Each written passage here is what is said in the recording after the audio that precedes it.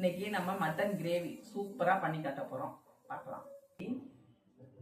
First தக்காளி கழுவி வச்சிருக்கிறோம் மட்டனை. அதில் ஒரு தக்காளி, அப்புறம் ஒரு 2 ஸ்பூன் இஞ்சியும் பூண்டும் விழுது, அடுத்து வெங்காயம் விழுது 1 ஸ்பூன், தயிர் ஒரு ஸ்பூன். ஓகே, நறுக்கின பெரிய வெங்காயம் ஒரே ஒரு வெங்காயம், புதினா, அடுத்து மல்லி கொஞ்சம், மண்மகள் மட்டன் மசாலா 2 ஸ்பூன்,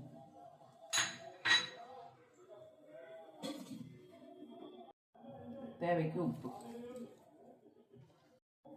பிணைஞ்சு குக்கரில் ஒரு 2 விசில் வைக்க போகிறோம்.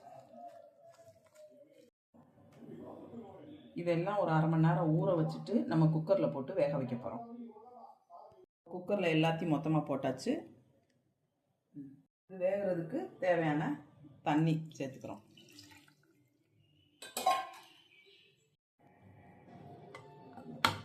அவ்வளோதான், போட்டு நாம் மூடி வச்சிடலாம் குக்கரில்.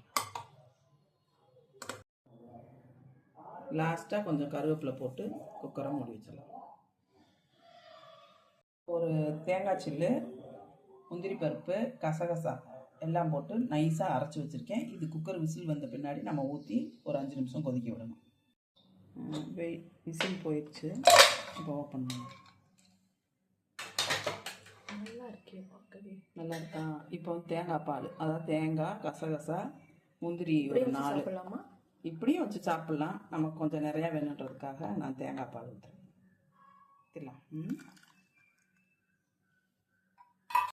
ஊற்றி இது ஒரு கலக்கி கொஞ்சம் நேரம் ஒரு 5 நிமிஷம் கொதிக்கட்டும். கொதித்த பின்னாடி நம்ம தாளித்து கொட்டணும். கொதித்து இறக்கி வச்சாச்சு. ஒரு 2 ஸ்பூன் எண்ணெய் ஊற்றிக்கலாம். ஒரு கொஞ்சம் போது கடுகு, லைட்டாக சோம்பு வாசத்துக்கு, சின்ன வெங்காயம் நறுக்கி வச்சுருக்கேன். இதாகும் லேசாக ஒரு கருவேப்பிலை தூங்கிட்டு அவ்வளோதான். இந்த தாளிச்சு